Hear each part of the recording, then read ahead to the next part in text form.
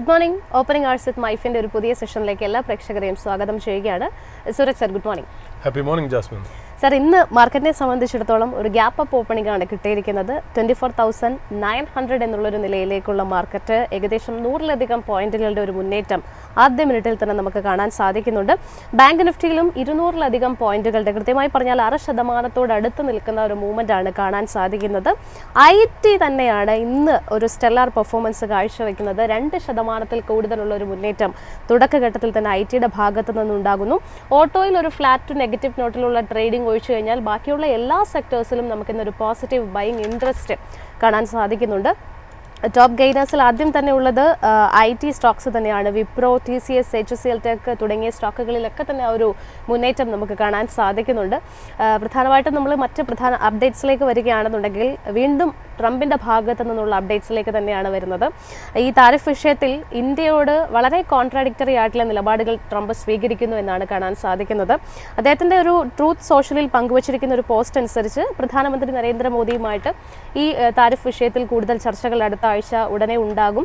അതൊരു മികച്ച രീതിയിലേക്ക് എത്താൻ, പരിസമാപ്തിയിലേക്ക് എത്താനുള്ള ഒരു സാധ്യത അദ്ദേഹം പങ്കുവയ്ക്കുന്നുണ്ട്.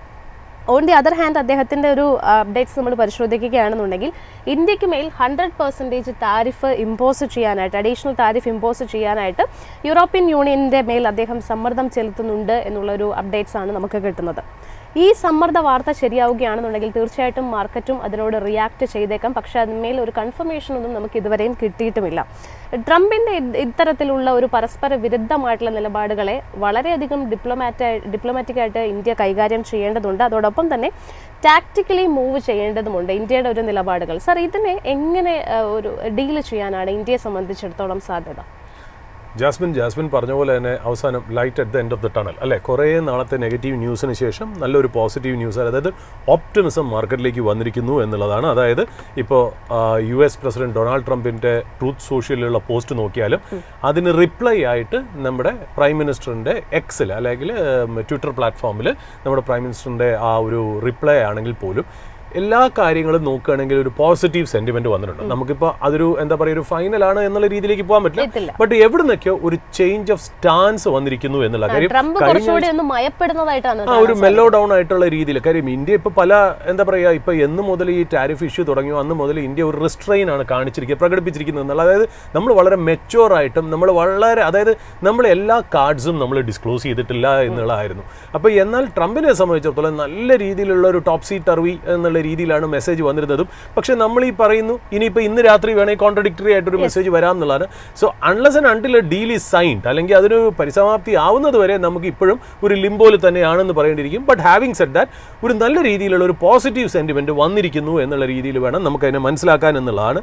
അപ്പോൾ ഇന്ത്യയെ സംബന്ധിച്ച് ഇന്ത്യ എന്നാൽ നമ്മുടെ എന്താണ് ആ തിൻ റെഡ് ലൈൻ, അതിൽ വീണ്ടും ഉറച്ചു നിൽക്കുന്നു എന്നുള്ളൊരു കമ്മിറ്റ്മെൻറ്റും കൂടി തരുന്നു. അതായത് നമ്മൾ പറഞ്ഞിരുന്നത് എന്താ, സ്മോൾ മീഡിയം എൻ്റർപ്രൈസസിനെ പ്രൊട്ടക്ട് ചെയ്യും. അതായത് ഈ ടാരിഫിൻ്റെ, അതായത് അമേരിക്ക നമ്മളോട് ചോദിച്ചിരിക്കുന്നത് ഫുൾ അക്സസ് ടു ദ കൺട്രിയാണ്.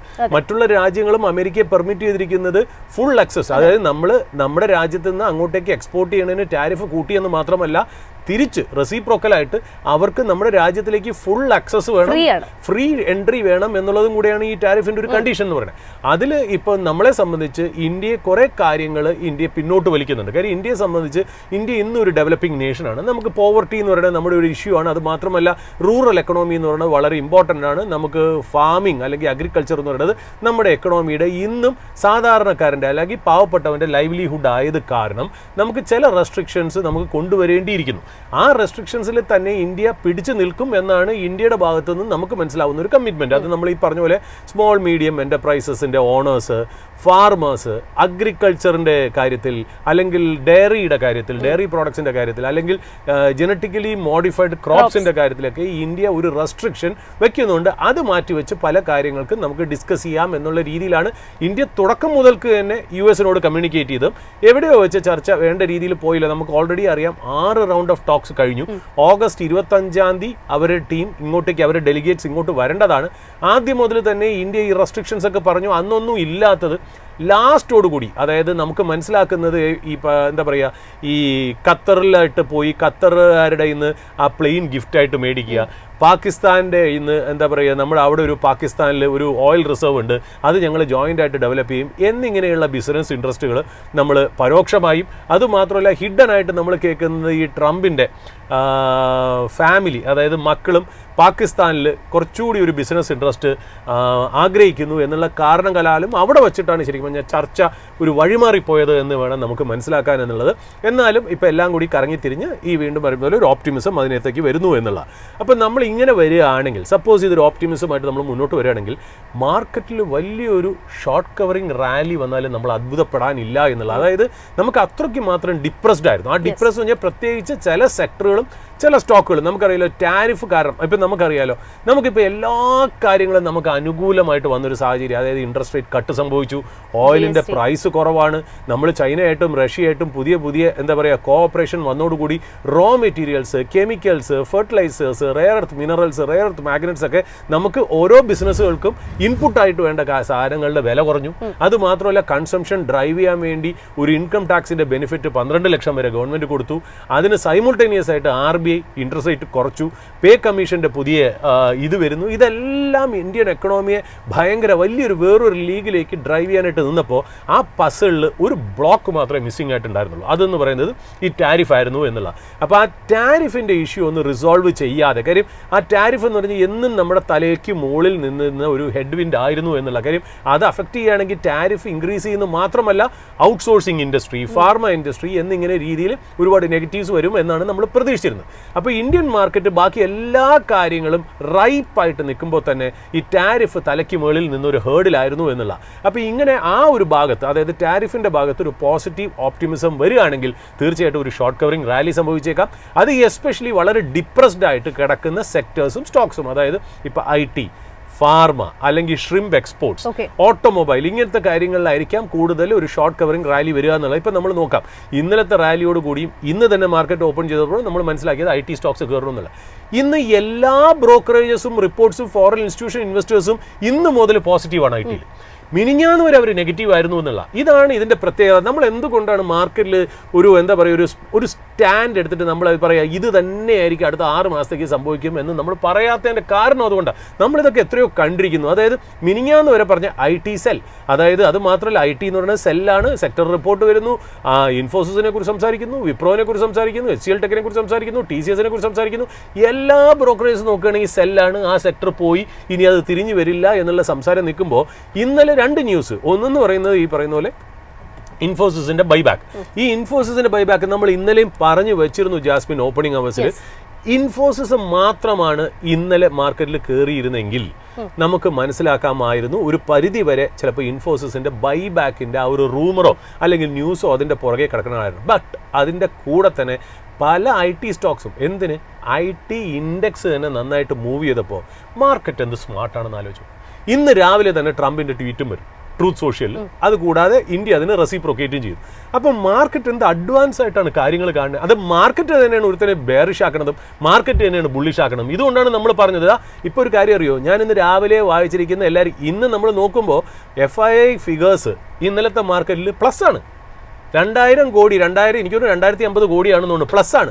അവർ ബയേഴ്സാണ്. അത് കൂടുതലും ബൈ ചെയ്തിരിക്കുന്ന IT സ്റ്റോക്സ് ആവാനാണ് ചാൻസ് എന്നുള്ളത്. അപ്പം നമ്മളിപ്പോൾ പറഞ്ഞത് എന്താ, ഇന്ത്യൻ മാർക്കറ്റ് അവർ മേടിക്കുന്നതുകൊണ്ടല്ല, ഇന്ത്യൻ മാർക്കറ്റിൽ ഇന്നലെ ശരിക്കും പറഞ്ഞാൽ മാർക്കറ്റ് കയറിയതിൻ്റെ പുറകെ ഇനി FIIs വരാനുള്ള ചാൻസും നമുക്ക് തള്ളിക്കളയാനാവില്ല എന്നുള്ളതാണ്. അപ്പോൾ നമുക്കിനി ഇന്ത്യൻ മാർക്കറ്റിൽ നോക്കുകയാണെങ്കിൽ ഇൻഫോസിസ് ഇന്നലെ 5% ആണ്. ശരിക്കും പറഞ്ഞാൽ ആ ബൈബാക്ക് ന്യൂസിലാണ് ആദ്യം തുടങ്ങിയെങ്കിലും എന്തോ മാർക്കറ്റിന് നമ്മൾ അറിയാത്ത എന്തോ കാര്യം അറിയാമായിരുന്നു എന്ന് നമ്മളും സംശയിച്ചിരുന്നു എന്നുള്ളതാണ്. അപ്പോൾ ഇൻഫോസിസ് ശരിക്കും പറഞ്ഞാൽ സെൻസെക്സിലെ ബെസ്റ്റ് പെർഫോമറാണ്, 5% കയറിയിരിക്കുന്നു. അതുമാത്രമല്ല നിഫ്റ്റി IT ഇൻഡെക്സ് 2.8% ആയിരുന്നു ഇന്നലെ കയറി. അതായത് 4 മാസത്തെ ബിഗ്ഗസ്റ്റ് ഗെയിൻ ആണ് IT ഇൻഡെക്സ് കയറിയെന്നുള്ള. TCS, HCL tech, tech Mahindra എല്ലാം ഇന്നലെ കയറി.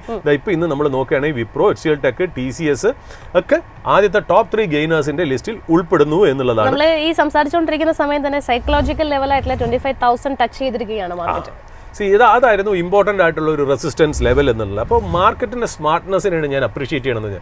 ഇന്നാണ് ഈ ന്യൂസ് വരണമെങ്കിലും ഇന്നലെ മുതൽ മാർക്കറ്റ് അത് ഡിസ്കൗണ്ട് ചെയ്തിരിക്കുന്നു എന്നുള്ളത് വളരെ അത്ഭുതകരമായിട്ടുള്ളൊരു കാര്യമാണെന്നുള്ളത്. പിന്നെ അത് മാത്രമല്ല ഓഗസ്റ്റ് 15 ശേഷം നമ്മുടെ മാർക്കറ്റിനെ ശരിക്കും പിടിച്ചു നിർത്തി നമ്മുടെ ഒരു പ്രേക്ഷകൻ അതിനെ കോട്ട് ചെയ്യുകയും ചെയ്തിരുന്നു. അത് വളരെ ശരിയാണ്. അതായത് ഓട്ടോ ഇൻഡെക്സ്, അതായത് 15 സ്റ്റോക്ക് അടങ്ങുന്ന ആ ഓട്ടോ ഇൻഡെക്സ് ശരിക്കും പറഞ്ഞാൽ ഓഗസ്റ്റ് 15 ശേഷം 12.7% റിട്ടേൺ ആണ് ആ ഇൻഡെക്സ് തന്നത്. അതായത് അവരുടെ മാർക്കറ്റ് ക്യാപ്പിൽ $34 ബില്യൺ ആഡ് ചെയ്തു. August 15 $34 billion market cap auto ഇൻഡെക്സിലെ 15 സ്റ്റോക്സിൽ ആഡ് ചെയ്തു എന്നുള്ളതാണ് അതിനകത്ത് ഇമ്പോർട്ടൻ്റ് ആയിട്ടുള്ള കാര്യം. പിന്നെ നമുക്ക് വീണ്ടും ഹെഡ്ലൈനിലേക്ക് വരികയാണെങ്കിൽ അതിൽ ഇമ്പോർട്ടൻ്റ് ആയിട്ടുള്ള ഫാക്ടർ ഈ ടാരിഫ് ടോക്ക് തന്നെയാണ്. ഈ ടാരിഫ് ടോക്ക് ഇനി എങ്ങനെയാണ് പോകുന്നത് എന്നുള്ളത്, അതായത് ഇപ്പം നമ്മൾ നേരത്തെ പറഞ്ഞു വെച്ചു ഓഗസ്റ്റ് 25 വരാനിരുന്ന ഡെലിഗേറ്റ്സ് ആദ്യം ക്യാൻസൽ ചെയ്തു എന്നുള്ളൊരു ന്യൂസ് വന്നു. പിന്നെ പറഞ്ഞു പോസ്റ്റ്പോണ്ട് ആണ് എന്നുള്ള ന്യൂസ് പറഞ്ഞു. അപ്പോൾ ഇപ്പോൾ ഏതാണ്ട് സോഴ്സസിൽ നിന്ന് പറയുന്ന കാര്യം വെച്ചാൽ പോസ്റ്റ്പോൺ അല്ലേ ചെയ്തുള്ളൂ, ടോക്സ് നിർത്തി എന്ന് ഞങ്ങൾ പറഞ്ഞില്ലല്ലോ. ആ പോസ്റ്റ്പോൺ ചെയ്ത ടോക്സ് റെസ്യൂം ചെയ്യാൻ തുടങ്ങുന്നു. നമ്മൾ ഏതാണ്ട് സെപ്റ്റംബർ അവസാനത്തോടു കൂടിയോ നവംബറോട് കൂടിയോ ഒരു ട്രേഡ് ഡീലിൽ എത്തിയേക്കാം, അറ്റ്ലീസ്റ്റ് ഒരു ഫസ്റ്റ് ട്രാഞ്ച് ഓഫ് ട്രേഡ് ഡീലിലേക്ക് എത്തിയേക്കാം എന്നുള്ളൊരു ന്യൂസ് ആണ് കിട്ടുന്നത്. ഇൻ കേസ് ഇതിന്റെ ഒപ്പം തന്നെ നമുക്ക് പറയാനുള്ളത് ട്രംപിന്റെ താരിഫുമായി ബന്ധപ്പെട്ട് US സുപ്രീം കോടതി ഇതിന്റെ ഒരു വാദം കേൾക്കുന്നുണ്ട്. അതിന്റെ നവംബറിലേക്കാണ് തീരുമാനം വരുന്നത്. അങ്ങനെ ട്രംപിന് എഗെയിൻസ്റ്റ് ആയിട്ട് വരികയാണെന്നുണ്ടെങ്കിൽ കറങ്ങി തിരിഞ്ഞൊരു ബൂമറാങ്ക് പോലെ ട്രംപിലേക്ക് തന്നെ താരിഫ് തിരിച്ചടിക്കാനുള്ള ഒരു സാധ്യത കൂടിയുണ്ട്. ഇതിനകത്ത് അങ്ങനെ ഒരു ന്യൂസ് അതിനകത്ത് ഉണ്ടെങ്കിൽ പോലും ഇപ്പോൾ ശരിയാണ് ഈ പറയുന്ന പോലെ നവംബർ ലാസ്റ്റ് ആണ് ഈ പറയുന്ന പോലെ സുപ്രീം കോടതിയുടെ ഒരു റൂളിംഗ് ഇതിനു വേണ്ടി വരാൻ പോകുന്നത്. ഇനിയിപ്പോൾ അഥവാ അതിനകത്തേക്ക് ഇല്ലീഗലാണ് ഈ ടാരിഫ് എന്ന് പറഞ്ഞാൽ പോലും ഞാൻ പറഞ്ഞില്ലേ അതിനെ ഡൈവേർട്ട് ചെയ്ത് വേറെ മാർഗത്തിൽ കൂടെ, അതായത് ഈ ഇപ്പോഴത്തെ ട്രംപ് അഡ്മിനിസ്ട്രേഷൻ്റെ വളരെ ഇമ്പോർട്ടൻ്റ് ആയിട്ടുള്ള ഒരു അജണ്ടയാണ് ടാരിഫ് എന്നുള്ളത്. ആ ടാരിഫിൽ നിന്ന് അവർ ഒരു പടി പോലും പിന്നോട്ട് പോകില്ല എന്നുള്ളതാണ് നമുക്ക് മനസ്സിലായത്. അദ്ദേഹം മാത്രമല്ല അദ്ദേഹത്തിൻ്റെ എക്കോ സിസ്റ്റം കംപ്ലീറ്റ് അത് തന്നെയാണ് എക്കോ ചെയ്യുന്നത് എന്നുള്ളതാണ്. അപ്പോൾ ഇൻ കേസ് സുപ്രീം കോടതി വിധി ഇവർക്ക് എതിരെ വരികയാണെന്നുണ്ടെങ്കിൽ ട്രംപിന് അത് ഡൈവേർട്ട് ചെയ്ത് അവിടെ പല ആർട്ടിക്കിൾസ് 301, 308 എന്നൊക്കെ പറഞ്ഞ് പല ആർട്ടിക്കിൾസും ഉണ്ട്. ഇപ്പോൾ നമ്മുടെ നാഷണൽ സെക്യൂരിറ്റിയുടെ പേരിലാണ് ടാരിഫ് വെച്ചേക്കുന്നത്. അപ്പോൾ ഈ സുപ്രീം കോടതി അല്ലെങ്കിൽ മറ്റുള്ള കോടതികൾ പറയുന്നത് എന്താ, ആ നാഷണൽ സെക്യൂരിറ്റിയുടെ പേരിലാണ് നിങ്ങൾ ടാരിഫ് വയ്ക്കുന്നതെങ്കിൽ അതിനുള്ള അധികാരം അമേരിക്കൻ പ്രസിഡന്റിനല്ല US കോൺഗ്രസിനാണ് എന്നുള്ള ആർഗ്യുമെൻ്റാണ് അവിടെ നടക്കുന്നത്. അപ്പോൾ ഇനി ഇപ്പോൾ പറയുകയാണ് നമ്മളൊരു വിധി വരികയാണ് ഈ പറഞ്ഞ പോലെ ട്രംപ്, അതായത് US പ്രസിഡന്റ് അധികാരമില്ല, കോൺഗ്രസ് നിശ്ചയിച്ചാലേ മാത്രമേ പറ്റുള്ളൂ എന്ന് പറയണമെങ്കിൽ ആ നാഷണൽ സെക്യൂരിറ്റി മാറ്റിവെച്ച് വേറെ പല ലോസ് 301, 308 എന്ന് പറയുന്ന ഇതൊക്കെ ഉപയോഗിച്ച് അത് ഇത്തിരി കമ്പർസമും കോംപ്ലക്സും ആണ് ആ രീതിയിൽ വരിക എന്നുള്ളത്. ബട്ട് ട്രംപ് എന്ന് പറഞ്ഞ ഒരു വാശിക്കാരനാണ്. അദ്ദേഹത്തിൻ്റെ റെപ്യൂട്ടേഷനും അദ്ദേഹത്തിൻ്റെ ക്രെഡിബിലിറ്റിയൊക്കെ നിലനിർത്താൻ വേണ്ടി അദ്ദേഹം ആ വഴിയും കൂടെ സഞ്ചരിക്കും എന്നുള്ള കാര്യത്തിന് യാതൊരു സംശയമില്ല. അപ്പോൾ അതുകൊണ്ട് ഈ റൂള് വരുന്നത് ഒരു ടെമ്പററി ആയിട്ട് നമുക്ക് 2 പടക്കം പൊട്ടിക്കാം എന്നല്ലാതെ അതിനൊരു വലിയ രീതിയിൽ ഒരു ഇമ്പാക്റ്റ് വരുമൊന്നും എനിക്ക് തോന്നുന്നില്ല എന്നുള്ള. ഇപ്പോൾ ടാരിഫിൻ്റെ ടോക്ക് വെച്ച് നോക്കുകയാണെങ്കിൽ ഒരു പരിധി വരെ നമുക്ക് മനസ്സിലാവുന്നത് ആ SCO മീറ്റിംഗ് ഇൻ ചൈന അതൊരു വലിയ ഒരു എന്താ പറയുക ഒരു മൂവ് ആയിരുന്നു ബ്രിക്കിൻ്റെ ഭാഗത്ത് എന്നുള്ളതാണ്. അപ്പോൾ അതിനകത്ത് ഈ പറഞ്ഞ പോലെ നമുക്കറിയാലോ ആ SCO മീറ്റിംഗ് മാത്രമല്ല അവിടെ ഒരു ബോൺ ഹോമി, അവിടുത്തെ പിക്ചേഴ്സ്, അവിടുത്തെ ബോഡി ലാംഗ്വേജ്, അതായത് ചൈനീസ് ഷീ ജിൻപിങ്, പിന്നെ Vladimir Putin from Russia, Indian prime minister Modi, ഇവരെല്ലാവരും കൂടെ നിന്നിരുന്ന ആ ഒരു ബോൺ ഹോമി, ആ ഒരു ബോഡി ലാംഗ്വേജ് ഒക്കെ ശരിക്കും പറഞ്ഞാൽ അതൊരു നല്ല രീതിയിലുള്ള ഒരു എന്താ പറയുക ഒരു മെസ്സേജ് ആയിരുന്നു US-നും യൂറോപ്യൻ യൂണിയനും പോയെന്നുള്ളത് ഒരു ഇമ്പോർട്ടൻ്റ് ആയിട്ടുള്ള കാര്യം. അത് മാത്രമല്ല നമ്മൾ പറഞ്ഞു 2 ദിവസം മുമ്പേ ഈ ബ്രിക്കിൻ്റെ ഈ പറഞ്ഞ പോലെ ഒരു വെർച്വൽ മീറ്റിംഗ് നടന്നിരുന്നു. അതിൽ ഇന്ത്യ റെപ്രസെൻറ്റ് ചെയ്ത് നമ്മുടെ പ്രൈം മിനിസ്റ്റർ പോയില്ലെങ്കിലും നമ്മുടെ എക്സ്റ്റേണൽ അഫയേഴ്സ് മിനിസ്റ്റർ S ജയശങ്കറാണ് പാർട്ടിസിപ്പേറ്റ് ചെയ്തത്. പക്ഷേ അവിടെയും ഈ ബ്രസീലിയൻ PM പറഞ്ഞു, ശരിക്കും പറഞ്ഞാൽ നമ്മൾ, അതായത് ബ്രസീലിയൻ പ്രൈം മിനിസ്റ്റർ ലുലു പറഞ്ഞത് എന്താണെന്ന് വെച്ചാൽ നമ്മൾ ഈ ബ്രിക് രാജ്യങ്ങൾ തമ്മിൽ മോർ ട്രേഡും ഫിനാൻഷ്യൽ ഇൻ്റഗ്രേഷനും ആവശ്യമുണ്ട്. അതായത് മറ്റുള്ള രാജ്യങ്ങളുടെ പ്രൊട്ടക്ഷനിസത്തിൽ നിന്ന് രക്ഷപ്പെടാനായിട്ട് നമ്മൾ കൂടുതൽ കോഓപ്പറേഷനൊക്കെ വേണം എന്നുള്ള. അപ്പോൾ ഈ 2 കാര്യങ്ങളായിരിക്കാം, അതായത് ഈ ബ്രിക്ക് എന്ന് പറയുന്നത് തന്നെ ആയിരിക്കാം ഈ പറയുന്ന പോലെ ട്രംപിനെ ഭയങ്കരമായിട്ട് ട്രിഗർ ചെയ്യുന്നുള്ള. എനിക്ക് തോന്നുന്നു ഇപ്പുറത്തെ സൈഡിലും ഈ പറയുന്ന പോലെ ഈ US-ൽ മാത്രമല്ലല്ലോ ബുദ്ധിയുള്ളവർ, ഇപ്പുറത്തെ രാജ്യങ്ങളിലും ബുദ്ധിയുള്ളവരുണ്ട്. അപ്പോൾ ബ്രിക്കിനെ കുറിച്ച് നിരന്തരമായി പറഞ്ഞപ്പോൾ ബ്രിക്കിൻ്റെ നേതാക്കൾക്ക് മനസ്സിലായി ബ്രിക്കാണ് ഇതിനകത്തുള്ള ഇമ്പോർട്ടൻറ്റ് പോയിന്റ്. അപ്പോൾ അവർ ബ്രിക്കിൻ്റെ ഒരു മീറ്റിംഗ് വെച്ചിട്ട് തിരിച്ച് നല്ല രീതിയിൽ തിരിച്ച് പ്രഷർ കൊടുത്തു എന്നുള്ളതാണ്. അതുമല്ല Trump went to the extent of saying we have lost one good ally in India to China എന്നുള്ള രീതിയിലും കൂടെ പറഞ്ഞു വെക്കേണ്ടി വരുന്നു എന്നുള്ളതാണ്. ഇപ്പോൾ നമ്മൾ US മാർക്കറ്റ് നമ്മൾ നോക്കുകയാണെങ്കിൽ വാൾ സ്ട്രീറ്റിൽ 3 ഇൻഡിസസും ഒരു ഓൾ ടൈം ഹൈയിലേക്ക് പോയി എന്നുള്ളതാണ്. ഡൗ ജോൺസ് 0.43% അപ്പായിരുന്നു, നാസ്ഡാക്ക് 0.37% അപ്പായിരുന്നു, S&P 500 0.27% അപ്പായിരുന്നു. So all 3 indices all time high അടിച്ചു എന്നുള്ളതാണ്. അതിനകത്ത് പ്രത്യേകതയുള്ള കാര്യം ഒറാക്കിളിൻ്റെ ഷെയർസിൽ ഇന്നലെ 26% ആണ് കയറിയത്. ആ 26% നമ്മൾ ഞെട്ടിപ്പോരുത്. അതെന്താണെന്ന് വെച്ചാൽ അവർ റിപ്പോർട്ട് ചെയ്തിരുന്നു ഒരു റവന്യൂ എന്താണെന്നറിയോ, മൾട്ടി ക്ലൗഡ് ഡേറ്റാബേസിൻ്റെ റവന്യൂ, അവരുടെ മൾട്ടി ക്ലൗഡ് അതായത് ക്ലൗഡ് ബിസിനസ്സിൻ്റെ റവന്യൂ അവർ ഇന്നലെ ഡിക്ലെയർ ചെയ്തതും അതിന് ഗൈഡൻസ് കൊടുത്തൊക്കെ ഫിഗർ എത്രയാണെന്നറിയോ, 1529% ഗ്രോത്ത് ഇൻ റവന്യൂ ആണ് അവർ പറഞ്ഞേക്കണം അവരുടെ ക്ലൗഡ് ബിസിനസ്സിൽ ഒറാക്കിളിൻ്റെ ഫ്രം ദെയർ കീ കസ്റ്റമേഴ്സ്. അത് കാരണം ആ സ്റ്റോക്കിനെ ഡ്രൈവ് ചെയ്തത് 26% റിട്ടേൺ ആണെന്നുള്ളത് നമ്മൾ മനസ്സിലാക്കി വെക്കേണ്ടത് എന്നുള്ളതാണ്. That was A fabulous rally. May be ഒരു പരിധി വരെ ഇതൊക്കെ കൊണ്ടായിരിക്കാം ഈ പറഞ്ഞ പോലെ ഇന്നലെ 3 ഇൻഡിസസും US നല്ല രീതിയിൽ പോയിരുന്നു എന്നുള്ളതാണ്. നമ്മൾ ശരിക്കും പറഞ്ഞാൽ 3 ബോൾഡ് പ്രൊഡിക്ഷൻസ് നമ്മൾ ചെയ്തിരുന്നു ജാസ്മിൻ, നമ്മൾ ഓപ്പണിംഗ് ഹൗസിൽ. ഒന്ന്, America will never get into a recession, that is one. ഇപ്പോൾ ഓൾ ടൈം ഹൈയിലാണ് സ്റ്റോക്ക് മാർക്കറ്റ് നിൽക്കുന്നത്, ഒന്ന്. രണ്ടാമത്തെ കാര്യം, അമേരിക്കയിൽ റേറ്റ് കട്ട് ഉണ്ടാവും. ഇപ്പോൾ സെപ്റ്റംബർ 17 റേറ്റ് കട്ട് എക്സ്പെക്ട് ചെയ്യുന്നു. മൂന്നാമത് പറഞ്ഞു, ഇന്ത്യയും US തമ്മിൽ എത്രത്തോളം വേഴ്സ് ആയാലും ശരി നമ്മൾ തമ്മിൽ അങ്ങനെ മാറി നിൽക്കാൻ പറ്റില്ല, ഒരു ട്രേഡ് ഡീലിലേക്ക് നമ്മൾ എത്തും എന്ന് പറഞ്ഞിരുന്നു. ഏതായാലും ഈ 3 സാധനങ്ങളും നമ്മുടെ ഭാഗ്യത്തിന് ആ ഒരു ഫോർച്ചുനേറ്റ് ആയിട്ടുള്ള കാര്യമാണ്, നമ്മുടെ ലക്കിന് എന്ന് വേണമെങ്കിൽ പറയാം. അല്ലാണ്ട് നമുക്കിതൊന്നും അറിയാഞ്ഞിട്ടൊന്നുമില്ല. വളരെ ഇൻസിഗ്നിഫിക്കൻ്റ് ആയിട്ടുള്ള സാധാരണക്കാരാണ് നമ്മൾ. എങ്കിലും മാർക്കറ്റിൽ ഒരു എക്സ്പീരിയൻസ് വെച്ചിട്ട് സാധാരണ ഇങ്ങനെ വരുള്ളൂ എന്ന് നമ്മൾ പ്രതീക്ഷിച്ചിരുന്നു. അത് അങ്ങനെ വരികയാണെങ്കിൽ, ഇപ്പോഴും എല്ലാ കാര്യങ്ങളും വന്നു നമുക്ക് പറയാമല്ല, വരികയാണെങ്കിൽ അത് നല്ല കാര്യം എന്നുള്ളതാണ്. ഇപ്പോൾ US നമ്മൾ ഇനി കോൺസെൻട്രേറ്റ് ചെയ്യുന്ന ഡേറ്റാസ് ഈ ആഴ്ച നോക്കുകയാണെങ്കിൽ PPI ആൻഡ് CPI ഡേറ്റ വരുന്നുണ്ട് ഈ കമ്മിങ് ഡേയ്സിൽ. അത് വളരെ നമ്മൾ ഉറ്റുനോക്കേണ്ടതായിട്ടിരിക്കുന്നു. അമേരിക്കയിൽ ട്രഷറി ഈൽഡ് അല്ലെങ്കിൽ ബോണ്ട് ഈൽഡ് നമ്മൾ നോക്കുകയാണെങ്കിൽ US 10-year ബോണ്ട് ഈൽഡ് 4.09% ആയി ഉയർന്നിരിക്കുന്നതിൽ എനിക്ക് തോന്നുന്നു 4.04% ആണെന്നാണ്. അതപ്പോൾ ഉയർന്നിരിക്കുന്നു എന്നുള്ള ചെറുതായിട്ട് കേട്ടോ, ചെറിയ മാർജിനൽ റൈസ് എന്നുള്ളതാണ്.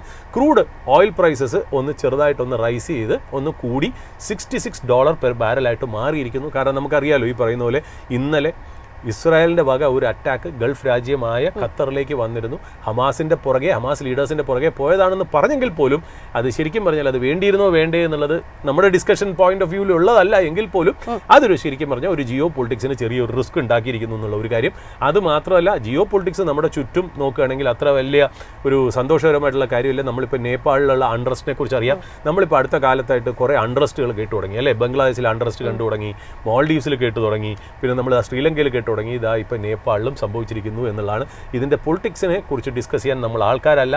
അപ്പോൾ അത് ഏതായാലും നമുക്ക് മാറ്റിവെക്കാം. നമുക്ക് മാർക്കറ്റിലേക്ക് നോക്കുകയാണെങ്കിൽ ഒരു രസകരമായിട്ടുള്ള കാര്യം എന്നറിയോ, നമുക്കിപ്പോൾ US എന്തിനാണ് 25% അഡീഷണൽ ടാരിഫ് വെച്ചത്? നമുക്കൊരു ട്രേഡിൻ്റെ പേരിൽ ട്രേഡ് ടാരിഫ് നമുക്ക് വെച്ചിരിക്കുന്നത് 25%. അതിൻ്റെ മുകളിൽ റഷ്യൻ ഓയിൽ ഇമ്പോർട്ട് ചെയ്യുന്നത് കാരണമാണല്ലോ 25% തരുന്നത്. ആ രണ്ടും കൂടെ ചേർത്ത് 50% ആണ് നമുക്കുള്ള ടാരിഫ് ആണല്ലോ. എന്നിട്ട് നിരന്തരമായിട്ട് നമുക്കുള്ള കംപ്ലൈൻറ്റ് എന്താ? റഷ്യയിൽ നിന്ന് നിങ്ങൾ ഓയിൽ പർച്ചേസ് ചെയ്യുന്നത് കാരണമാണ് അല്ലേ. അതായത് റഷ്യ-യുക്രൈൻ വാർ തുടങ്ങുന്നതിന് മുമ്പേ ഇന്ത്യ റഷ്യയുടെ കയ്യിൽ നിന്ന് പർച്ചേസ് ചെയ്തിരിക്കുന്നത് 1% ഓഫ് ടോട്ടൽ ഫ്യൂവൽ റിക്വയർമെൻറ്റ് അല്ലെങ്കിൽ ക്രൂഡ് റിക്വയർമെൻ്റ് ആണ്. വാർ തുടങ്ങിയതിന് ശേഷം നമ്മളത് 40%, 35% ആയി ഉയർത്തിയിരിക്കുന്നു. അത് കാരണം നമ്മൾ എന്താ ചെയ്യുന്നത്? നമ്മളാണ് ശരിക്കും പറഞ്ഞാൽ റഷ്യയെ അവരുടെ യുക്രൈനായിട്ടുള്ള വാറിൽ നമ്മളാണ് ഫണ്ട് ചെയ്യുന്നത് എന്നാണല്ലോ നമുക്ക് ഇന്ത്യക്കെതിരെയുള്ള ഒരു ആക്ഷേപം എന്ന് പറഞ്ഞാൽ ഒരു കാര്യം. രണ്ടാമത് ഈ പീറ്റർ നവാറോനെ പോലെയുള്ള ആൾക്കാർ പറയുന്നത് എന്താ? ഇത് കാരണം ഇന്ത്യയിലെ റിഫൈനറീസ്, അത് ഈ പറഞ്ഞ പോലെ ബ്രാഹ്മിൻസ് ആർ പ്രോഫിറ്റിയറിങ് ഫ്രം ഇറ്റ് എന്നുള്ളൊരു സബ് ടെക്സ്റ്റും കൂടെ അതിനകത്ത് ചേർത്ത് വയ്ക്കുന്നു. അപ്പോൾ ഓൾ ടുഗെദർ നമുക്കെതിരെയുള്ള കംപ്ലൈൻറ്റ്, നമ്മൾ റഷ്യയിൽ നിന്ന് ഓയിൽ മേടിച്ച് ഡിസ്കൗണ്ട് ആയിട്ട് മേടിച്ച് നമ്മളിവിടെ റിഫൈൻ ചെയ്യുന്ന കമ്പനികൾ റിലയൻസ്, നയാര, പിന്നെ PSU കമ്പനികളായ IOC, BPCL, HPCL, പിന്നെ MRPL, പിന്നെ ചെന്നൈ പെട്രോളിയം, ഇങ്ങനത്തെ കമ്പനികൾ ഇത് റിഫൈൻ ചെയ്തിട്ട് അവരുടെ കുറച്ച് റിക്വയർമെൻറ്റ് അവർ എക്സ്പോർട്ട് ചെയ്യണം, കുറച്ച് നാട്ടിലേക്ക് ഉപയോഗിക്കുന്നു എന്നുള്ളതാണ്. ആ എക്സ്പോർട്ട് ചെയ്യുന്നതിൽ അവർക്ക് ഒരു എന്താ പറയുക ഒരു പ്രോഫിറ്റ് കിട്ടുന്നു. ആ വിൻഫോൾ പ്രോഫിറ്റിൽ ഇന്ത്യൻ ഗവൺമെൻറ് വിൻഫോൾ ടാക്സ് വച്ച് റവന്യൂ എടുത്തിരുന്നു. ഇപ്പോൾ വിൻഫോൾ ടാക്സ് ഇല്ല. ഇതായിരുന്നു ആ ട്രേഡ് സെറ്റപ്പ്. അതിന് എഗെയിൻസ്റ്റ് ആണ് നമുക്ക് ക്രിറ്റിസിസം കിട്ടിയതും, അതിന് എഗെയിൻസ്റ്റ് ആണ് നമുക്ക് 25% അഡീഷണൽ ടാരിഫ് വന്നതെന്നുള്ള. അപ്പോൾ ഇതിനെ ബേസ് ചെയ്തിട്ട് ശരിക്കും പറഞ്ഞാൽ 2 ദിവസം മുമ്പേ നമ്മൾ ഈ ഓപ്പണിംഗ് അവേഴ്സിൽ ഇവിടെ ഇരുന്ന് നമ്മൾ റിപ്പോർട്ട് ചെയ്തിരുന്നു. സെലൻസ്കി പറഞ്ഞിരുന്നു, അതായത് യുക്രൈൻ പ്രസിഡന്റ് പറഞ്ഞത്, it is the right idea to impose tariff on countries making deal with Russia. അദ്ദേഹത്തിന് അത് പറയണമല്ലോ, കാര്യം റഷ്യക്ക് എഗെയിൻസ്റ്റ് ആയിട്ട്, റഷ്യ അവരുടെ എനിമിയാണ്, റഷ്യക്ക് എഗെയിൻസ്റ്റ് ആയിട്ട് എന്തെങ്കിലും ഒരു ആക്ഷൻ അല്ലെങ്കിൽ റഷ്യയുടെ കൂടെ നിൽക്കുന്ന രാജ്യങ്ങൾക്കെതിരെ വരാൻ നേരത്ത് അദ്ദേഹത്തിന് സന്തോഷിക്കാനുള്ള എല്ലാ വകകളും ഉണ്ട് എന്നുള്ളത് നമുക്ക് പറഞ്ഞിരിക്കേണ്ടിയിരിക്കുന്നു. നമ്മൾ എന്തുകൊണ്ടാണ് പൊളിറ്റിക്സ് നമ്മൾ ഇതിനകത്ത് സംസാരിക്കാത്തതെന്നറിയോ? നമ്മൾ എല്ലാവരും പൊളിറ്റിക്സിനെ കുറിച്ച് പറഞ്ഞാൽ നമ്മൾ 2 വശവും പറയുമ്പോൾ നമുക്ക് ആർക്കും ഇഷ്ടപ്പെടില്ല. കാര്യം എന്നറിയോ, പൊളിറ്റിക്സ് അത്രയ്ക്ക് വൃത്തികെട്ടായിട്ടുള്ള സബ്ജക്റ്റാണ്. കാര്യം ഇതിൻ്റെ പുറകിൽ എല്ലാം ഡ്രൈവ് ചെയ്യണതിന് പല രീതിയിലുള്ള വെസ്റ്റഡ് ഇൻട്രസ്റ്റ് ഉണ്ട് എന്നുള്ളതാണ്. അപ്പോൾ there are no permanent friends and enemies in politics എന്ന് പറയും. അത് മാത്രമല്ല, politics is the game of impossibles and to make the game of impossibles the possibles. ഇങ്ങനത്തെ രീതിയിലാണ് നമ്മൾ പൊളിറ്റിക്സിനെ കാണേണ്ടിയിരിക്കുന്നു. കാരണം നമ്മളിപ്പോൾ ഞാൻ ഇതിൻ്റെ പുറകെ തന്നെ ഞാനൊന്ന് അന്വേഷിച്ചപ്പോഴേ, അതായത് യുക്രൈൻ ബേസ്ഡ് ആയിട്ട് ഒരു ഡേറ്റ അനലിറ്റിക്സ് ഫേം ഉണ്ട്. അവരുടെ അനലിറ്റിക്സ് റിവീൽ ചെയ്യുന്നത്, ആ കമ്പനിയുടെ പേര് നാഫ്റ്റോ റൈനോക്ക് എന്നാണ്. ഈ നാഫ്റ്റോ റൈനോക്ക് റിവീൽ ചെയ്യുന്ന ഒരു കാര്യം എന്നറിയോ, യുക്രൈൻ ഇന്ത്യയുടെ കയ്യിൽ നിന്നാണ് ഡീസൽ മേടിക്കുന്നത്. ഈ നടക്കുന്ന ടാരിഫൊക്കെ എന്തിനാണെന്നുള്ളത് നമ്മൾ മനസ്സിലാക്കിയല്ലോ. യുക്രൈൻ മേടിക്കുന്നത്, അതായത് 2024 ഇന്ത്യയിൽ നിന്ന് മേടിച്ചിരിക്കുന്ന ഡീസലിൻ്റെ റിക്വയർമെൻറ്റ് 1.9% ആണെങ്കിൽ 2025 ആയപ്പോഴത്തേക്കും അത് 10.2% ആയി. അതായത് 2025 ജൂലൈയിൽ മാത്രം യുക്രൈൻ്റെ ഡീസൽ ഇമ്പോർട്ട് ഇന്ത്യയിൽ നിന്നുള്ള അവരുടെ ടോട്ടൽ ഡീസൽ ഇമ്പോർട്ടിൻ്റെ 15.5%. അതായത് 2700 ton of diesel in a day Ukraine buys from India. And ഇന്ത്യയാണ് യുക്രൈൻ്റെ ഇപ്പോഴത്തെ ലാർജസ്റ്റ് ഡീസൽ എക്സ്പോർട്ടർ. നേരിട്ട് ഇന്ത്യയിൽ നിന്ന് മേടിക്കുന്നില്ലെങ്കിലും 2 രാജ്യങ്ങളിൽ കൂടെയാണ് ഇത് സപ്ലൈ ചെയ്യുന്നത്, റീറൂട്ട് ചെയ്ത് വിടുന്നത് ട്രേഡ്. ഏതൊക്കെ രാജ്യങ്ങൾ? Romania and Turkey. ഫൈനലി എന്തിനാണ് നമ്മൾ ടാരിഫ് വെച്ചതെന്നുള്ള ചോദ്യം നമ്മൾ അങ്ങോട്ടേക്ക് ചോദിക്കുന്നു. അതായത് ഇപ്പോൾ യുക്രൈൻ പോലും, അതായത് യുക്രൈൻ എഗെയിൻസ്റ്റ് എന്നാണ് ഇത്രയും നാൾ നമ്മൾ കേട്ടിരുന്നത്. അപ്പോൾ ഇപ്പോൾ പറയുന്ന നാഫ്റ്റോ റൈനോക്കിൻ്റെ ഡേറ്റ റിവീൽ ചെയ്യുന്നത് യുക്രൈൻ്റെ ഏറ്റവും കൂടുതൽ ഡീസൽ ഇന്ത്യയിൽ നിന്നാണ് മേടിക്കുന്നത്. 15.5% ഡീസലും ഇന്ത്യയിൽ നിന്നാണ് മേടിക്കുന്നത് എന്നുള്ള, റൗട്ടഡ് ത്രൂ ടർക്കി ആൻഡ് റൊമേനിയ. ഇതാണ് പൊളിറ്റിക്സ്, ഇതാണ് ജിയോ പൊളിറ്റിക്സ്. ഈ ഒരൊറ്റ കാരണങ്ങൾ കൊണ്ടാണ് നമ്മൾ പറഞ്ഞില്ലേ, ഏത് സൈഡ് ഇപ്പോൾ അനുകൂലമായിട്ട് നിന്നാലും എതിരെ നിന്നാലും നമുക്ക് അതിന് തർക്കുത്തരം പറയാനുള്ള എല്ലാ ചാൻസും അതിനകത്തുണ്ട്. കാര്യം മനസ്സിലായി, നമുക്ക് ഒരു സൈഡ് നമ്മൾ ഈ പറയുന്ന പോലെ ഇത് നല്ലതും ചീത്തയും തമ്മിലുള്ള ഫൈറ്റ് അല്ല, ഇത് നല്ല ചീത്തയും വൃത്തികെട്ട ചീത്തയും തമ്മിലുള്ള ഒരു ഫൈറ്റ് ആണെന്നുള്ളത്. അപ്പോൾ ഏത് സൈഡ് ആൾക്കാർക്ക് നിൽക്കുന്നു അതിന് എഗെയിൻസ്റ്റ് ആയിട്ട് പറയാൻ നമ്മുടെ കയ്യിൽ കാര്യങ്ങൾ ഉണ്ടാവുന്നുള്ളത്. അതുകൊണ്ടാണ് നമ്മൾ പൊളിറ്റിക്സും കാര്യങ്ങളും ഒന്നും പറയാതെ. പിന്നെ എന്തുകൊണ്ട് നമ്മൾ മാർക്കറ്റിൽ ഒരു ഓപ്റ്റിമിസമോട് ചെയ്യുന്നു വെച്ചാൽ, നമ്മൾ മാർക്കറ്റിൽ ബുൾസാണ്, നമ്മൾ ബയേഴ്സ് അല്ല. അപ്പം നമ്മൾ പോസിറ്റീവ് കാര്യങ്ങൾ സംസാരിച്ചും പോസിറ്റീവ് കാര്യങ്ങളെ അപ്രീഷിയേറ്റ് ചെയ്തും irrespective of political texture and ആ ഒരു ഹ്യൂം ഇല്ലാതെ നമ്മൾ സംസാരിച്ചാൽ മാത്രമേ നമുക്കൊരു വെൽത്ത് ക്രിയേഷനുള്ള ചാൻസ് കിട്ടൂ. You will not make money being pessimistic in the market. You will make money only by being optimistic. അപ്പം നല്ല കാര്യങ്ങളെ അപ്രീഷിയേറ്റ് ചെയ്ത് മുന്നോട്ട് പോകണം. അത് ഒരു പൊളിറ്റിക്കൽ പാർട്ടിയെയും അല്ലെങ്കിൽ ഒരു പൊളിറ്റിക്കൽ എക്കോസിസ്റ്റത്തിനെ സഹായിക്കാൻ വേണ്ടിയിട്ടില്ല, നമ്മളെ സഹായിക്കാൻ വേണ്ടിയിട്ട്. കാര്യം നമ്മൾ അങ്ങനെ നിന്നാൽ മാത്രമേ നമുക്ക് പൈസ ഉണ്ടാക്കാൻ പറ്റുള്ളൂ എന്നുള്ളതാണ്. പിന്നെ ജാസ്മിൻ പറഞ്ഞ പോലെ on the other side of the world രസകരമായിട്ടുള്ള കാര്യം, ട്രംപ് EUവിനെ പ്രഷറൈസ് ചെയ്യുകയാണ്. അതായത് നിങ്ങൾ EU ചൈനയിൽ നിന്നും ഇന്ത്യയിൽ നിന്നും ഇമ്പോർട്ട് ചെയ്യുന്ന സാധനങ്ങൾക്ക് 100 വരെ നിങ്ങൾ ടാരിഫ് വയ്ക്കണം എന്നുള്ളത്. അതായത് പ്രഷർ ടാറ്റിക്സ് വീണ്ടും തുടങ്ങുന്നു. ഇതുകൊണ്ടാണ് ഞാൻ പറഞ്ഞത്, ട്രംപ് പോസിറ്റീവായിട്ട് പറഞ്ഞെങ്കിൽ പോലും എപ്പോൾ വേണമെങ്കിലും നല്ലൊരു മൂഡ് സ്വിങ്സ് ഉള്ള ഒരു വ്യക്തിയായിട്ടാണ് നമുക്ക് കാണുന്നത് എന്നുള്ളതാണ്. പിന്നെ India is currently in A trade talk with European union. അതായത് 13th റൗണ്ട് ഓഫ് FTA, അതായത് ഫ്രീ ട്രേഡ് എഗ്രിമെന്റ് നമ്മൾ യൂറോപ്യൻ യൂണിയനായിട്ട് സംസാരിക്കുന്നു. ആ സംസാരിച്ചുകൊണ്ടിരിക്കുന്ന സമയത്താണ് യൂറോപ്യൻ യൂണിയൻ എടുത്ത് ട്രംപ് പറയുന്നത്, നമ്മളിൽ നിന്ന് വരുന്നത്, ചൈനയിൽ നിന്ന് വരുന്ന ഇമ്പോർട്ടിന് നിങ്ങൾ 100% വരെ ടാരിഫ് വയ്ക്കണം എന്നുള്ളതാണ്. പിന്നെ US സുപ്രീം കോടതിയുടെ കാര്യം നമ്മൾ പറഞ്ഞു വെച്ചിരുന്നുള്ള. പിന്നെ ബ്യൂറോ ഓഫ് ലേബർ സ്റ്റാറ്റിക്സിൻ്റെ ആനുവൽ റിവിഷൻ വന്നിട്ടുണ്ട്. അതും സിമെന്റ് ചെയ്യുന്നത് US ഒരു റേറ്റ് കട്ടിനുള്ള സാധ്യത വളരെ ഹൈ ആണ് എന്നുള്ളതാണ്. ഇപ്പോൾ റേറ്റ് കട്ട് എക്സ്പെക്ടേഷൻ US മാർക്കറ്റിൽ വളരെ നല്ല രീതിയിൽ വരുന്നു. ഒരു പക്ഷേ അത് കാരണവും പിന്നെ ഒറാക്കിൾ പോലെയുള്ള കമ്പനികളുടെ നല്ല നല്ല ഗൈഡൻസും റിസൾട്ട്സും ഏർണിംഗ്സും ഒക്കെ ആയിരിക്കാം ഈ പറഞ്ഞ പോലെ US മാർക്കറ്റിനെ പുതിയ ഹൈയിലേക്ക് ഡ്രൈവ് ചെയ്യണം എന്നുള്ള. ഇന്നലെ വളരെ ഇമ്പോർട്ടൻ്റ് ആയിട്ടുള്ള കാര്യം, ഐഫോണിൻ്റെ പുതിയ മോഡൽ ഇറങ്ങിയിരിക്കുന്നു. iPhone 17, iPhone 17 Pro, iPhone Air ഒക്കെ ലോഞ്ച് ചെയ്തിരിക്കുന്നു. എനിക്ക് 15 മുതൽ നമുക്ക് പ്രീ ബുക്ക് ചെയ്യാം, 19-ാം തീയതി മുതൽ നമുക്ക് മേടിക്കാൻ പറ്റും ഇന്ത്യയിൽ എന്നാണ് നമുക്ക് മനസ്സിലാക്കുന്നത് എന്നുള്ള. ഇപ്പം നിഫ്റ്റി നോക്കുകയാണെങ്കിൽ ക്രൂഷ്യൽ ആയിട്ടുള്ള 40-day EMA നമ്മൾ ക്രോസ് ചെയ്തിരിക്കുന്നു. ഏതാണ്ട് 25,000 വളരെ ക്രൂഷ്യലാണ്. ഇപ്പോൾ താൽക്കാലികമായിട്ട് അത് ക്രോസ് ചെയ്തിട്ടുണ്ട്. ഇന്ന് മാർക്കറ്റ് എൻഡ് ചെയ്യണത് എങ്ങനെയാണ് നമുക്ക് നോക്കാം. ഇന്നലെ നമ്മൾ പറഞ്ഞ പോലെ FIS നെറ്റ് ബയറാണ്, 2050 കോടിയുടെ നെറ്റ് ബയറും. ഡൊമസ്റ്റിക് ഇൻസ്റ്റിറ്റ്യൂഷൻസ് ഇന്നലെ 83 crores സെല്ലർ ആയിരുന്നു എന്നുള്ളതാണ്. മേ ബി IT ഇൻഡെക്സ് തന്നെ ആയിരിക്കാം FI ബൈങ്ങിനുള്ള കാരണം എന്നുള്ളത്. പിന്നെ ഒരു ഇമ്പോർട്ടൻ്റ് ആയിട്ടുള്ളൊരു കാര്യം, ഇന്ത്യയുടെ ഫോറക്സ്, ഇന്ത്യയുടെ പല കാര്യങ്ങളും പോസിറ്റീവായിട്ട് നമ്മൾ പറഞ്ഞല്ലോ, അതിൽ നമ്മൾ വിട്ടുപോകുന്ന ഒരു കാര്യമുണ്ട്. അതായത് ഇപ്പോൾ അടുത്ത കാലത്ത് നല്ല രീതിയിൽ ഡോളർ അപ്രീഷിയേറ്റ് ചെയ്തു അല്ലേ, അതുപോലെ ഗോൾഡ് അപ്രീഷിയേറ്റ് ചെയ്തു. അത് കാരണം ഇന്ത്യയുടെ ഫോറക്സ് റിസർവ് ഉണ്ടല്ലോ ഏതാണ്ട് 25.3 ബില്യൺ കൂടി Q1. അതായത് നമ്മൾ റിയൽ അസറ്റ്സ് ബൈ ചെയ്യേണ്ടി വന്നില്ല. നമ്മുടെ കയ്യിലിരിക്കുന്ന അസറ്റ്സിൻ്റെ പ്രൈസ് കയറിയത് കാരണം, അതായത് ഗോൾഡും ഫോറക്സും കയറിയത് കാരണം ഇന്ത്യയുടെ ആ ഒരു ഫിനാൻഷ്യൽ സ്റ്റെബിലിറ്റി, ഇന്ത്യയുടെ ബാലൻസ് ഷീറ്റ് കുറച്ചുകൂടി ഒന്ന് ബ്യൂട്ടിഫുൾ ആയി എന്നുള്ളത് പറഞ്ഞു വെക്കേണ്ട ഒരു കാര്യമായിട്ടുണ്ട്. പിന്നെ നമ്മൾ ഒരു കാര്യം കൂടെ നമുക്കതൊരു കൺഫ്യൂഷനായിട്ട് മാർക്കറ്റിൽ നിന്നിരുന്ന കാര്യം, ഇപ്പോൾ സെപ്റ്റംബർ 22 മുതലാണല്ലോ GSTയുടെ പുതിയ റേറ്റ്സ് വരുന്നത്. അപ്പോൾ പുതിയ റേറ്റ്സ് വരുമ്പോൾ പഴയ ഇൻവെൻട്രി, അതായത് പാക്കേജ്ഡ് ഫുഡ്സിൻ്റെ ഒക്കെ പഴയ റേറ്റ് ആണല്ലോ കിടക്കുന്നത്. അപ്പോൾ 2 കമ്പോണൻ്റ് ആണല്ലോ ഒരു MRP വരുന്നത്. MRP എന്ന് പറഞ്ഞാൽ പ്രോഡക്റ്റിൻ്റെ പ്രൈസ്, ഇത് കമ്പനിയാണ് നിശ്ചയിക്കുന്നത്, അതിൻ്റെ മുകളിൽ ടാക്സ്, ഇത് രണ്ടും കൂടെ ചേർത്തിട്ടാണ് MRP എന്ന് പറയുന്ന ഒരു ലെവലിലേക്ക് വരുന്നത്. അപ്പോൾ അതിൽ പ്രോഡക്റ്റിൻ്റെ പ്രൈസ് അങ്ങനെ തന്നെ നിലനിൽക്കുമായിരിക്കാം. ഈ ടാക്സിൻ്റെ രീതിയിൽ നമ്മൾ പല പ്രോഡക്ട്സും 18%-ഉം 12%-നും മാറി 5% ആയിട്ട് കുറഞ്ഞിട്ടുണ്ട്. അപ്പോൾ അതിന് പ്രൊപ്പോർഷനേറ്റ് ആയിട്ട് മാറ്റണമെങ്കിൽ ഇത് റീപ്രിന്റ് ചെയ്യണം, റീലേബൽ അടിച്ചു വെക്കണം, അല്ലെങ്കിൽ ഒരു സീൽ അതിനകത്ത് അടിച്ചു വെക്കണം. അപ്പോൾ ഗവൺമെൻറ് ഇപ്പോൾ പെർമിറ്റ് ചെയ്തേക്കണെന്ന് വെച്ചാൽ ഡിസംബർ 31 വരെ സമയം കൊടുത്തേക്കാണ് കമ്പനികൾക്ക് അത് റീപ്രിന്റ് ചെയ്യാം, റീലേബൽ ചെയ്യാം. പക്ഷേ ഒരു കാര്യം മാത്രം അവർ പറഞ്ഞു വെക്കുന്നു, പഴയ റേറ്റ് കാണിക്കണം, പുതിയ റേറ്റും കാണിക്കണം, അതായത് ജനങ്ങൾക്ക് മനസ്സിലാവണം എന്നുള്ള രീതിയിൽ. അത് മാത്രമല്ല ന്യൂസ് പേപ്പർ അഡ്വർടൈസ്മെൻറ്റ്സ് ഒക്കെ കൊടുത്തിട്ട് ഒരു സ്മൂത്ത് ട്രാൻസാക്ഷൻ. ഒരു കാര്യം ഞാൻ പറയാം, ഈ വരാൻ പോകുന്ന ക്വാർട്ടറിൽ, അതായത് സെക്കൻഡ് ക്വാർട്ടർ കഴിഞ്ഞു, തേർഡ് ക്വാർട്ടർ GDPയിലും കൂടെ കുറച്ച് ഫ്ലക്ച്വേഷൻസ്, അല്ലാതെ GST ഫിഗേഴ്സിൽ ഫ്ലക്ച്വേഷൻസ് കാരണം ഇത് അഡ്ജസ്റ്റ് ചെയ്യണമല്ലോ. അത് കഴിഞ്ഞിട്ട് എനിക്ക് തോന്നുന്നു ഒരു 6 months 1 year കൊണ്ടായിരിക്കാം ഈ GSTയുടെ ഫുൾ ബെനിഫിറ്റ് നമ്മുടെ എക്കണോമിയിൽ റിഫ്ലക്ട് ചെയ്യണേ. അതുവരെ ചെറിയ എന്താ പറയുക ഒരു ഫ്ലക്ച്വേഷൻസ് അവിടെ ഇവിടെ കാണിക്കുന്നില്ല. ഈ പ്രിൻറ്റിങ് നമ്മൾ പറഞ്ഞല്ലോ, ഈ പാക്കേജ് ഫുഡ്സിൻ്റെ പ്രിൻറ്റിങ്, റീപ്രിൻറ്റിങ്, ലേബലിംഗ്, സീലിംഗ് ഒക്കെ നടക്കുകയാണെങ്കിൽ നമ്മൾ സ്പോട്ട്ലൈറ്റ് സ്റ്റോക്കിൽ ഒരു സ്റ്റോക്ക് പറഞ്ഞു വെച്ചിരുന്നു പണ്ട്, കൺട്രോൾ പ്രിൻറ്റ്. ഈ കൺട്രോൾ പ്രിൻ്റാണ് ഈ ബാർകോഡും ഈ പ്രിൻറ്റിങ്ങും ഒക്കെ ചെയ്യുന്നത്. മിക്ക FMCG കമ്പനിയും അവരുടെ ക്ലയൻസ് ആണ് എന്നുള്ളതാണ്. അപ്പോൾ ഇങ്ങനത്തെ കുറച്ച് കാര്യങ്ങൾ നമുക്ക് മാർക്കറ്റിൽ ഇമ്പോർട്ടൻ്റ് ആയിട്ട് നോക്കേണ്ട കാര്യമുണ്ട്. പിന്നെ എനിക്ക് ഇൻട്രസ്റ്റിംഗ് ആയിട്ടുള്ള കാര്യം, ഈ അടുത്ത കാലത്ത് ഈ ഭാരത് ബെൻസിൻ്റെ 64 ട്രക്ക് തമിഴ്നാട് നിന്ന് ചെന്നൈയിലേക്ക് ട്രാൻസ്പോർട്ട് ചെയ്തു.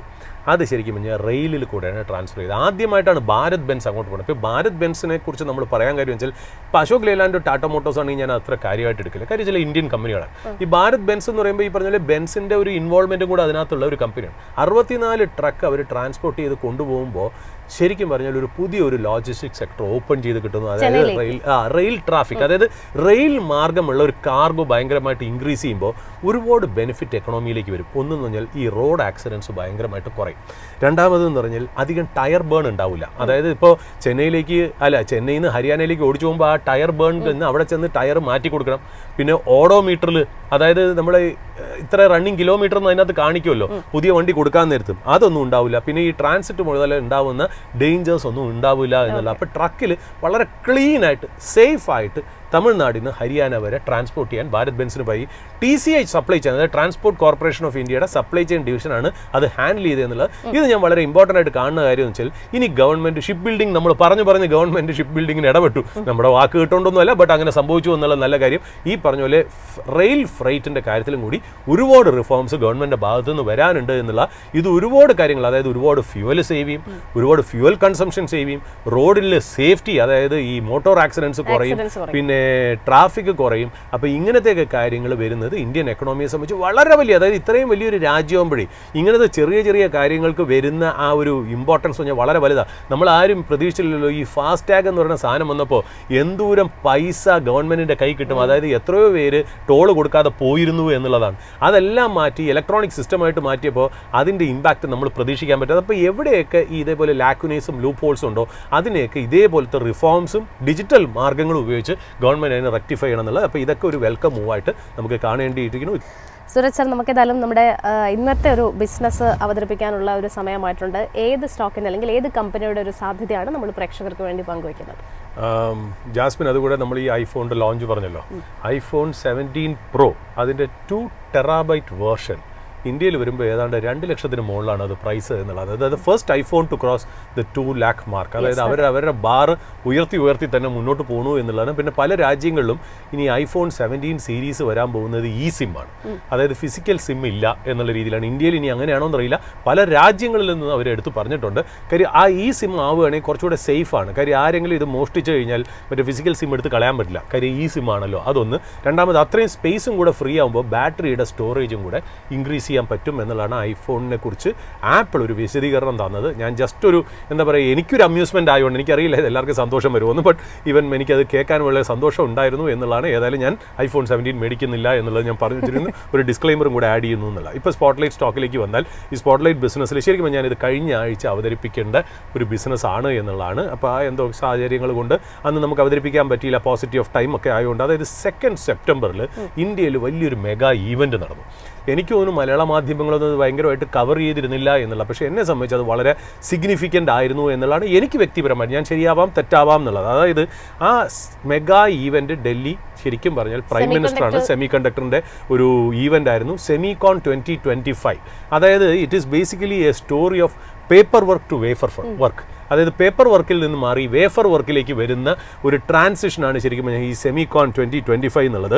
അതായത് ആ ഈവൻറ്റിൻ്റെ ഒരു വിഷൻ എന്താണെന്നറിയോ, ഒരു ഇന്ത്യയുടെ സെമി കണ്ടക്ടർ എക്കോസിസ്റ്റത്തിനെ ഒന്ന് സ്ട്രെങ്തൻ ചെയ്യുക, അതുപോലെ കൺട്രിയെ ഒരു ഗ്ലോബൽ ഹബ്ബാക്കി മാറ്റുക. അതായത് ചിപ്പ് മാനുഫാക്ചറിങ് ആൻഡ് ഡിസൈനിൽ ഒരു ഗ്ലോബൽ ഹബ്ബായിട്ട് കൺട്രിയെ മാറ്റുക എന്നുള്ള ഒരു വിഷനോടുകൂടി ഉദ്ദേശത്തോടു കൂടിയാണ് സെമികോൺ 2025 എന്ന് പറയുന്ന ഒരു ഈവൻറ്റ് നടന്നത്.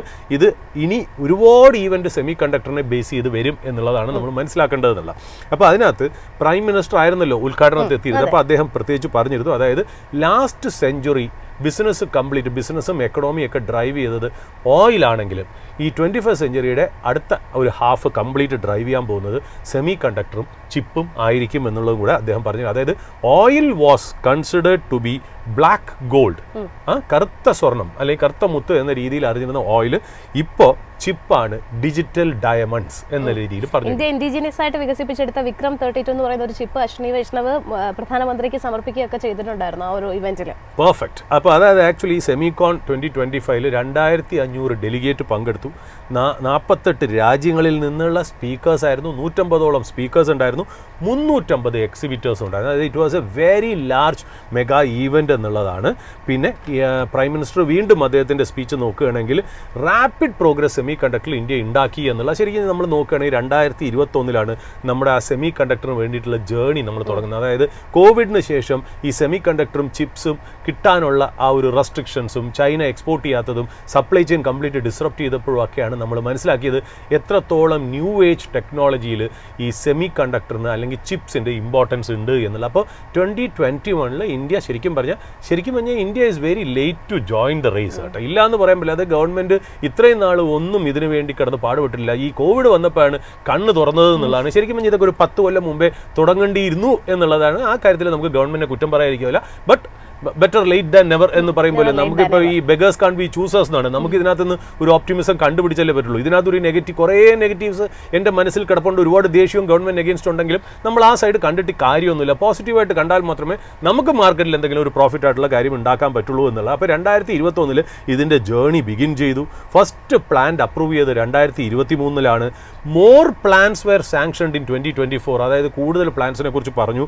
2025 ആയപ്പോഴത്തേക്കും 5 മോർ അഡീഷണൽ പ്രോജക്ട്സ് ഈ കൊല്ലം കൂടി അനൗൺസ് ചെയ്തു എന്നുള്ളതാണ്. അതായത് 10 സെമി കണ്ടക്ടർ പ്രോജക്റ്റിന് വേണ്ടി 1.5 lakh crore ഇൻവെസ്റ്റ്മെൻ്റ് ആണ് ഗവൺമെൻറ് ഉദ്ദേശിക്കുന്നത് എന്നുള്ള. അതായത് 10 മെഗാ പ്രോജക്ട്സിന് വേണ്ടി.